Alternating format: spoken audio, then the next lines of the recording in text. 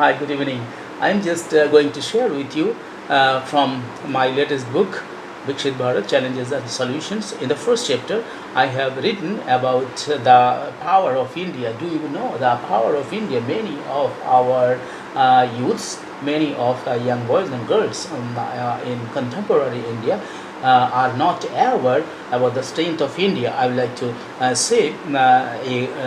I like to begin. I'm just in short, I would say, because this is a big chapter with 87 pages. Right, maybe it is a big chapter, yes. But in short, I will try to share with you. Maybe just I am sharing my books, what do you say, contents with you, because though a few of my friends and interested readers have bought this, many of my fellow Indians and people and social policymakers or bureaucrats, professors and research scholars haven't yet bought the book. So why they should buy this book? There must be some reasons, because every day from India not less than 25,000 English books are being published. So out of these 25,000 books in a year, to choose a right book is really very difficult. And I'd like to say that you will not lose by buying or purchasing this book, because if you do not have a copy of this book, you see this VIKSIT Bharat. I have seen that VIKSIT Bharat, and then Challenges and Solutions, and another book, How Can India Become a Superpower by 2047.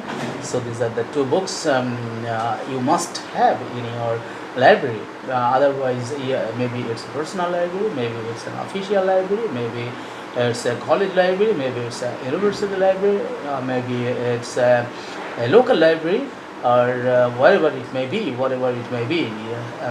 place of keeping books. No bookstore will be completed or will be befitting without these two books. Remember, because you may have thousands of books, but if you do not purchase, or if you do not have these two books, then if you are a social scientist, if you are an economist, if you are a political scientist, if you are a philosopher, if you are a policymaker, if you are a bureaucrat, if you are a political leader, and if you are a student, if you are a researcher, you must have this book. You must have this book, because every Indian should read this book. Because if you do not read this book, then how will you know that what is VIKSIT Bharat? Okay, and why you should achieve this? Why you should engage yourself in making India a superpower? Then what are India's strengths at present? Because many people think that India is the less powerful. India is less powerful. It is in comparison to other states, in comparison to the United States of America, China, Japan, Japan, Germany, Israel, Russia. But actually, this is not the fact. To know the fact, you should know. So, in the first part, in the first chapter, I have mentioned here the strengths of contemporary India. Okay, I have given the name of the chapter, The Power of India. Okay, and I have begun the chapter with a good quotation of Albert Einstein. You all know Albert Einstein. He said, "We owe a lot to the Indians who taught us how to count, without which no worthwhile scientific discovery could have been made." Unquote. So India is the originator of many scientific discoveries from the ancient time. India has discovered the number zero, and that zero has helped the world to count Okay, so this is a great quotation of Albert Einstein. So I have begun my chapter, the first chapter in this way. I'm just reading. Okay, I'm just sharing with you because it's not possible for me to read all the parts and complete book. Let me start without wasting time. Right, I have beginning. Start.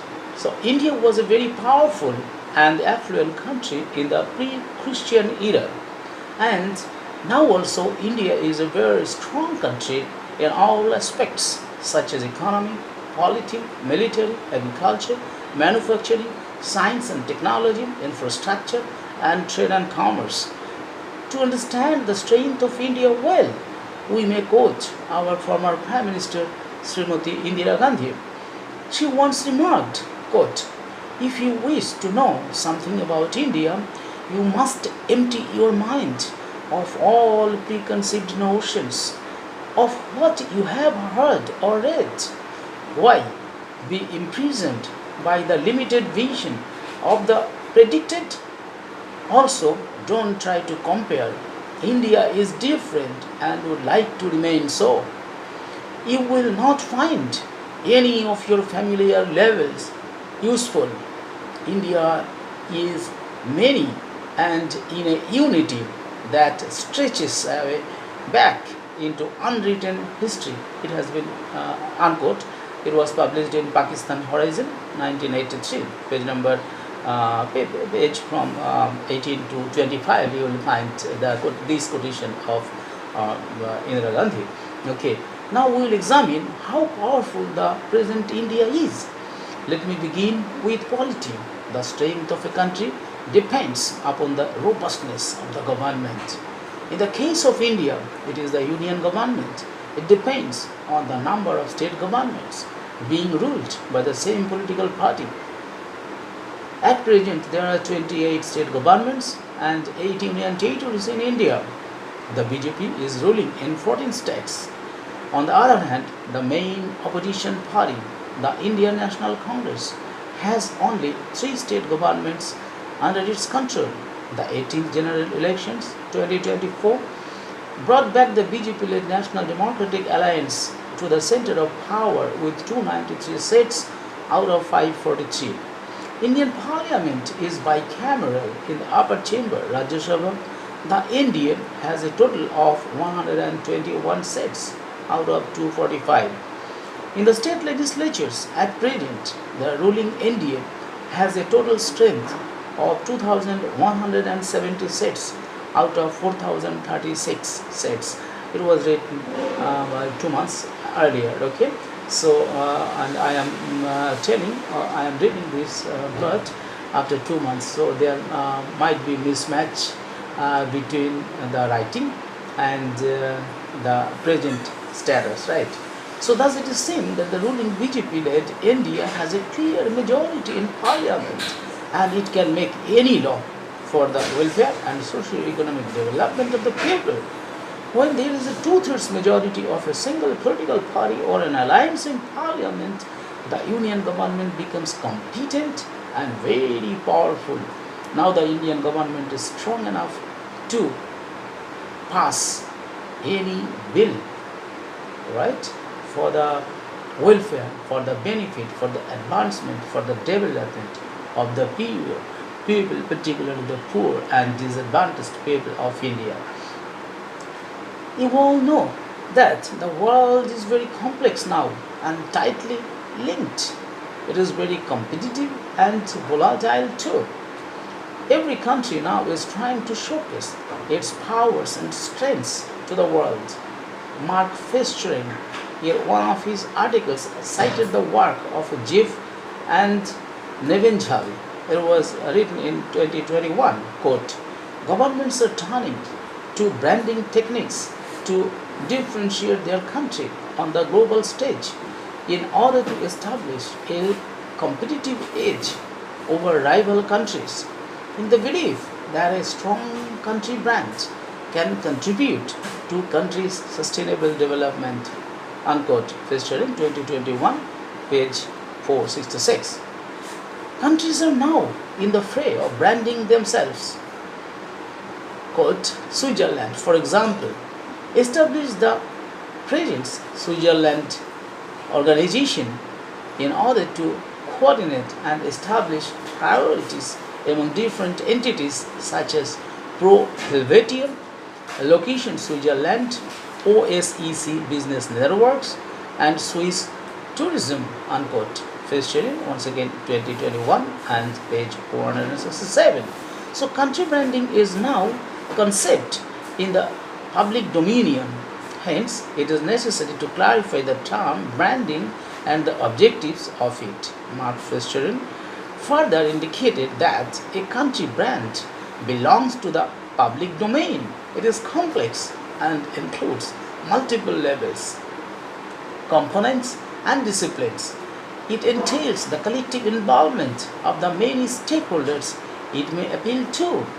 It concerns a country's whole image, covering political, economic, social, environmental, historical, and cultural aspects.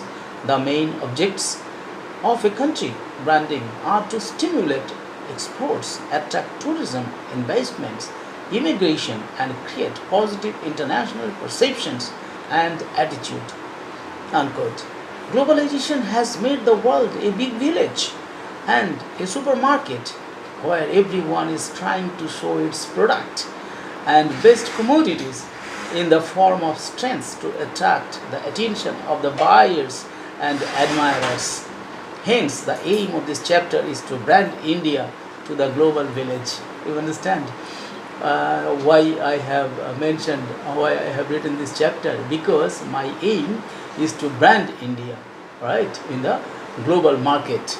So the power of a country is determined by a bunch of indicators, such as the strength of the ruling party in parliament, its military or defense system, economy, trade and commerce, exports, foreign direct investment, health of people, educational attainment, infrastructure, agricultural production, health and innovation, science and technology, natural resources, and above all, its human resources. So in this chapter I have discussed all these things, right? So these will help my readers to understand what is the content of the book. Okay, Indian Parliament at present is very, very strong, because Indian Prime Minister enjoys two-thirds majority and in the Parliament, and Indian Parliament adopts the policy from its mother, the mother of all parliaments, that is British Parliament. And like British Parliament, Indian Parliament also can make any policy, make any decision except changing the gender of a person. I mean, only transforming a man to a woman and a woman to a man, right? So this Indian Parliament is so strong, so what I say, so beautiful and so enormous, right? Okay, and abolition, India's great achievement. Indian Parliament, since independence, has anybody or was there any government who dared to abolish Article 370 and 35A? Because these two acts have given special status to Jammu and Kashmir, but the government and Honorable Home Minister Amit Shah, and Honorable Prime Minister, these two persons, and our Defense Minister Rajnath Singh. See the people, very strong, maybe very simple, but they are very strong in their decisions. And these people have, withdrew their special status from Jammu and Kashmir, right?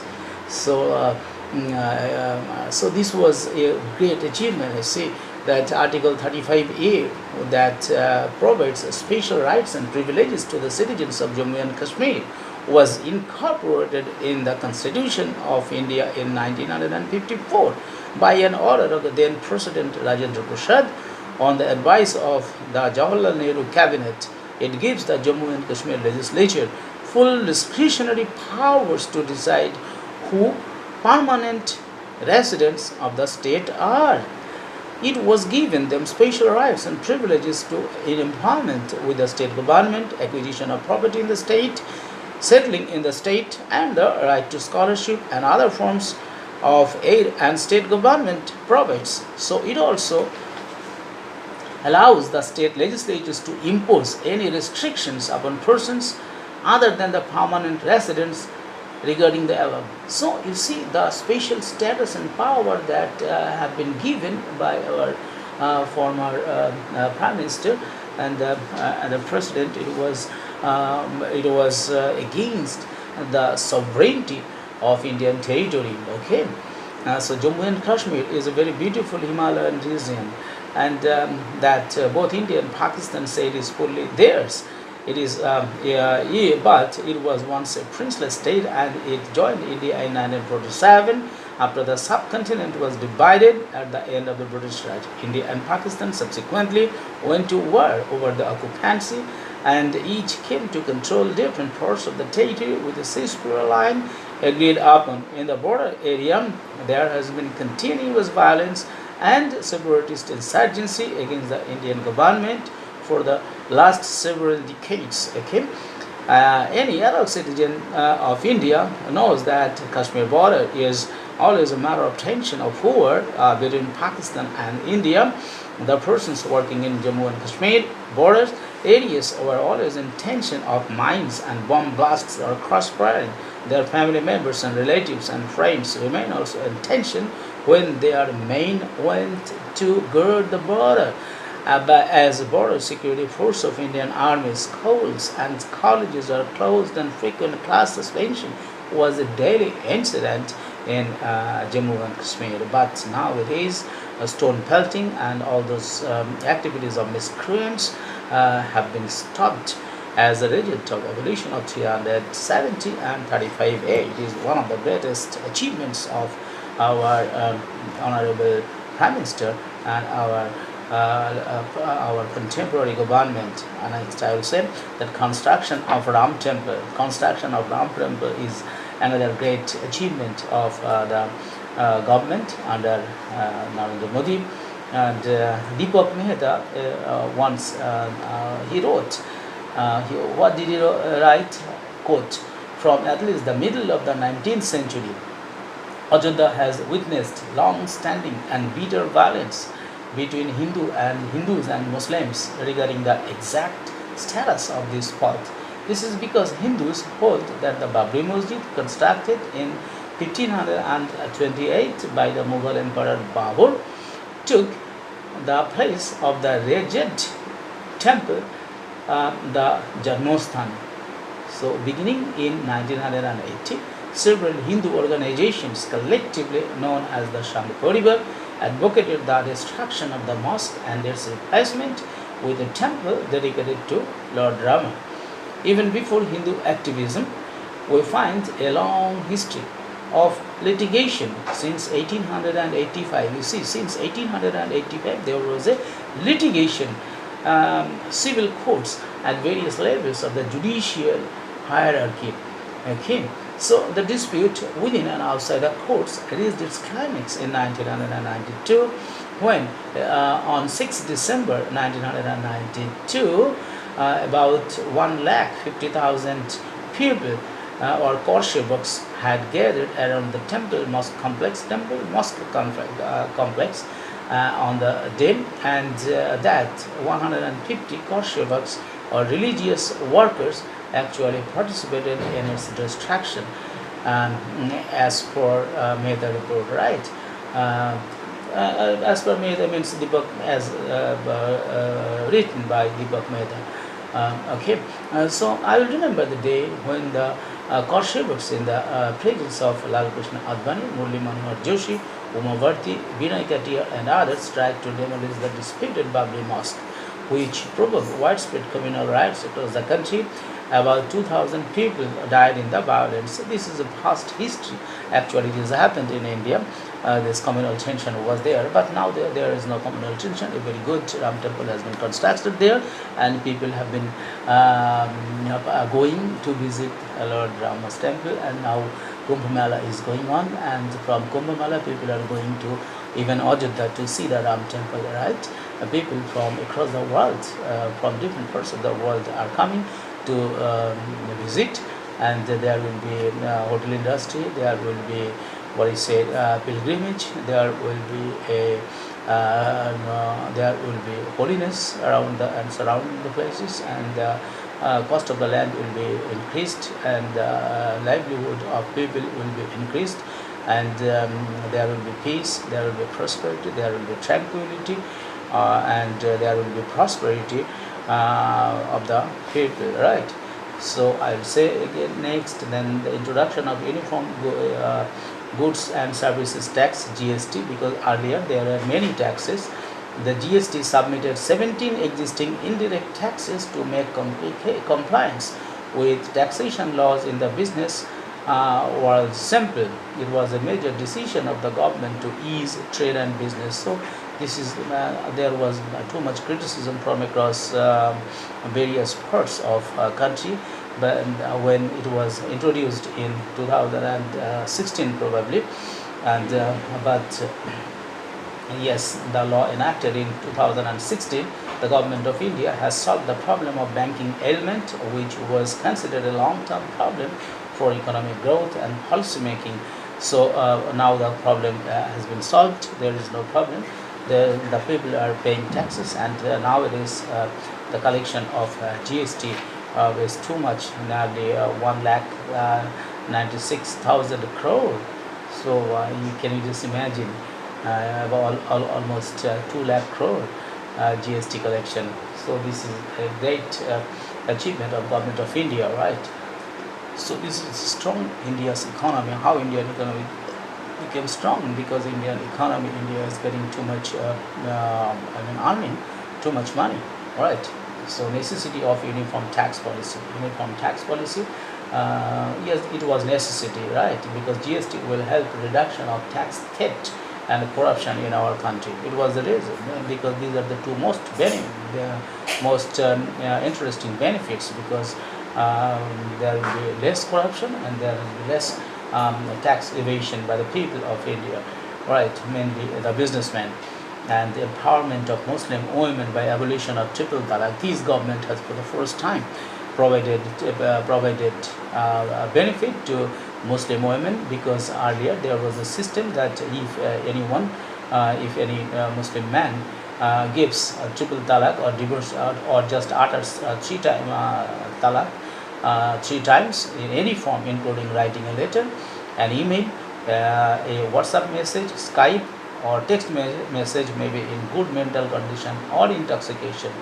So it was horrible, and our Muslim sisters had in India. Okay, so the Supreme Court declared the practice unconstitutional in 2017. So this was also a great achievement of India and present Indian government, and now Indian Muslim women are free, and they enjoy freedom. They enjoy freedom from divorce, sudden divorce by their husbands, right? So political empowerment of all women empowered by the enactment of 73rd and 74th Constitution Amendment Acts. Those acts were enacted in 1991. So these are the two most important laws enacted by government of India to empower women. As a result of that, nearly 1 million women have been able to come to become members and office bearers in the form of chairpersons and vice chairpersons in Panchayat Samitis and in Jila Parishads, okay, Shabadipatis and Shabadipatis, they are being, okay. So these are the great achievement of government of India. So now Indian women are also very strong. So because political empowerment has been ensured, though empowerment of women's bill, women's reservation bill is still pending, though it has been passed, but it has not yet been implemented. But the government of India ensures that by 2029 it will be implemented, okay, all over India. Then at least 33% women will be acting as legislators and member of parliament. So then India will lead or leave behind many developed countries in the world. Okay, okay. Now, if you see that Indian Indian army is very strong. India has a world-class defense and security system. If you know this, you will feel very happy that let me refer to the latest report of global firepower, so that assessed over 60 individual factors for the 2023 military strength ranking. The said report in 2023, the said report of the report of global firepower 2023 said that a report listed 145 countries, and it indicated that, quote, the United States of America has the strongest military force in the world, with Russia and China in the second and third, and India is fourth place. In fourth place, unquote. Okay, so it was published in the Hindustan Times, 10th July 2023. So you see, so many at present there are 193 countries, country members of the United Nations. But out of all those countries, India holds fourth position in terms of military power. So India is really very strong military power, right? So one of the most significant indicators of power is defense system of a country. The USA is the most powerful country in the world in terms of defense system as a whole. However, the defense consists of various subsections. Okay, so we are not going in detail because I have to say a lot more. So India is well prepared to fight back any foreign aggression, from anywhere in the world. Any country can attack India, but India has the power. India has the capacity to retaliate. India has the capacity to defend its people, to save its people. You know that to combat the current situation, the army requires a limited number of close quarter battle rifles on an immediate basis. Hence, it has ordered over 350,000 close quarter battle carbines. Recently, 5 Rafale fighter jets landed in Ambala. So it has taken the Indian Air Force's squadron strength to 31. So you just imagine how strong India is. India supersonic missiles. India has BrahMos missile. And India has Agni missiles. The very powerful missiles. Okay. Like China has Dongfeng missile, but India has Agni missiles, right, to combat Chinese tanks and Chinese missiles. So India's Prithvi-2 and Akash missiles are very strong, and the Nag, the anti-tank missile of India, is also very powerful. Kali weapon, KALI, it is also very powerful missile India has. Okay, so these are the things Indian military has. So India can protect its people, right, from any aggression, from any quarter of the world. Then strong economy. Indian economy is very strong. The economic health of a country is indicated by its gross domestic product, which refers to the total market value of all the goods and services of a nation produces in a year. Okay, from 24 to 28, India was the world's fastest growing economy. In last 9 years, India's GDP grew from 2.4 lakh crore to 3.75 lakh crore, but it has increased now. Now at present it is almost 4 lakh crore. Okay, so India is going to overcome Germany maybe by 29 or by 2030, right? So ease of doing business is now doing here in India, because according to the Economic Times, The further India's rank in ease of doing business, according to World Bank report, has improved from 142 in 2014 to 63. It has become more than half just in 2022. So, and reduction in compliances is now a major focus. So, you think how powerful, how India's business has been doing easily by sorry, entrepreneurs. Just a minute, please.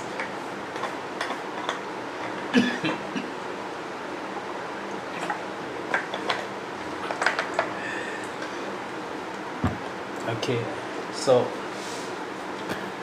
India's gold reserve is also very high, because the largest in 2021, the largest buyer, the Central Bank of Thailand, bought 90 metric tons of gold, while RBI bought 77.5 metric tons, taking its total gold reserve to 751.1 metric tons at the end of December 2021. You just think how India's gold reserve is. And then if you do you know that a record of 130 kg of gold was offered in July, biggest ever in a single month. This year, the devotees of Lord Venkateshwara at the hill shrine of Tirumala, the Tirumala shrine, gets around 100 kg of gold and 2600 to 300 kg of silver ornaments and articles every month. Is there any temple in the world? Is there any church in the world? Is there any mosque in the world that gets this much gold and silver in a single month? I have doubt. India's trade and commerce and industries is also very good, and foreign direct investment is also very fantastic, because FDI is increasing in India year after year. It was reported by the Press Information Bureau, Government of India, that in the financial year 23-24, total FDI amounted to 70.95 billion, right, with equity inflows reaching 44.42 billion, underscoring India's growing appeal as a global investment destination. So you see India's business, foreign direct investment is also growing. India is now a skilled country, and the fintech industry in India is also very nice, because with the value of over $1 billion, India's market was 50 to 60 billion in 2020, and it is expected to grow $150 billion by 2025, as per the recent study conducted by the Boston Consultancy Group. You see how Indian economy is. Indian agriculture is very robust. Okay, and in this way Indian health is also very good, because people's health is good. Insurance has been improved, and India's vaccination during COVID-19 pandemic was superb and excellent. Bountiful physical infrastructure. Every day in India, about 32-kilometer roads are being constructed. So impressive innovation in technology. Latest India's lunar mission, Chandrayaan-3, and the benefits of India, and emergence of education technology system, and then use of AI chatbots in India. India revolutionized in digital payments. India is using technology in urban planning. So strong base of Indian science, technology, and epistemology, and above all, Indian people are very sober. Indian people are mostly honest. Indian people are hardworking. Indian youths are English speaking, and Indian people are skilled and innovative. So with all these strengths, I am very much sure that India will be able to achieve the dream of our Honorable Prime Minister, that by 2047 it will become a superpower, it will be a developed India, it will be a VIKSIT Bharat. So with this, and I have written here how India can become a VIKSIT Bharat by 2047 in the next few chapters. Okay, with this I would like to conclude here, because it is already 34 minutes. I would like to conclude here. Thank you very much. Thank you.